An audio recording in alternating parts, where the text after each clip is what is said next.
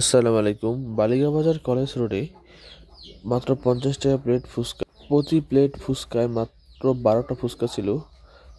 ফুচকার সাইজ ছিল মাঝারি আকারের। তো চলুন দেখে আসি কীভাবে ফুচকা প্রস্তুত করে। প্রথমে ফুচকাগুলোকে নিয়ে নিল। প্রতিটা ফুচকা প্রথমে ভালো করে ভেঙে নিল, যাতে ভেতরে ঘুগনিটা দিতে সুবিধা হয়।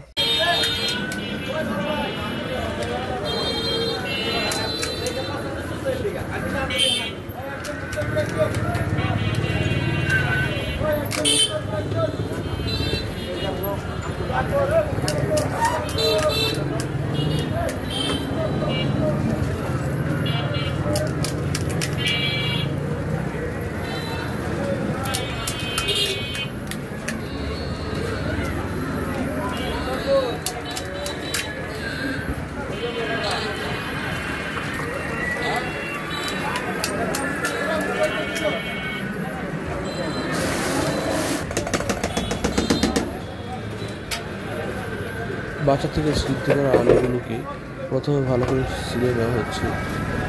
আলু এবং মটরের মিশ্রণে ঘুগনি তৈরি করা হবে।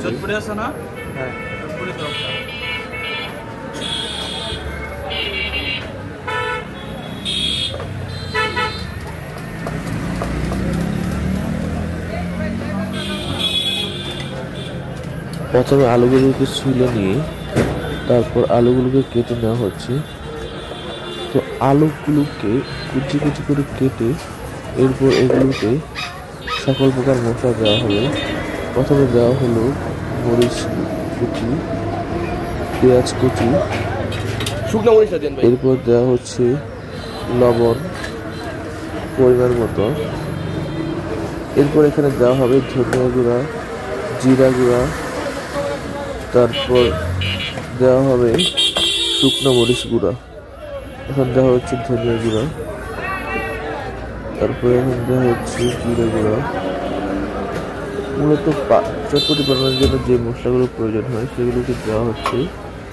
এখানে একটা বিষয় হচ্ছে, চটপটিতে যেই ঘুগনিটা দেওয়া হয় সেই ঘুগনিটা দিয়ে আবার ফুচকার ঘুগনি তৈরি করা হচ্ছে, যার কারণে ঘুগনিটা একদম ভিজা ভিজা হচ্ছে, স্বাদটা পাঞ্চা লাগছে। ডাবলিটা আলাদা রাখলে, আপনার শুকনো রাখলে ভালোই তো। ফুচকার ডাবলিটা আপনি কি নতুন দিচ্ছেন দোকান নাকি? হ্যাঁ, দোকান খুলে নেই।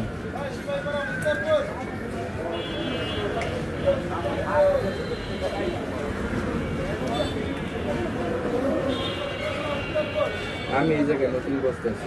ও আচ্ছা, এই কারণে আপনি নিয়মটা ভালো করে বোঝেন না। আবার ওই পাশে দোকান নিচ্ছে তো আরেকটা, ওই জায়গা আপু চলে গেছে। ও আচ্ছা আচ্ছা, আপনি এখানে বসছেন। আমি আবার হাল দেখতেছি। ও, এই কারণেই। তাহলে এইটা শুকনো রাখলে জিনিসটা অন্যরকম টেস্ট হয়।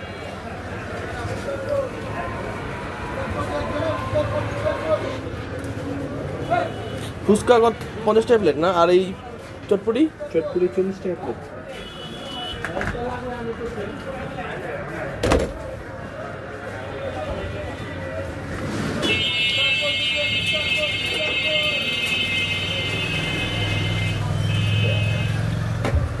প্রতিটা ফুচকায় ঘুগনি দেওয়ার পর তারপর ভালো করে উপরে ডিম দেওয়া হবে। প্রথমে ভালো করে এর উপরে আবার কুচি কুচি পেঁয়াজ দেওয়া হচ্ছে, কাঁচামরিচ দেওয়া হচ্ছে। এরপর ডিম দেওয়া হবে অর্ধেক পরিমাণে। তো একটা ডিম মোটামুটি 3টা প্লেট ফুচকা বানানো হয় সম্ভবত, এরকমই মনে হলো আমার কাছে।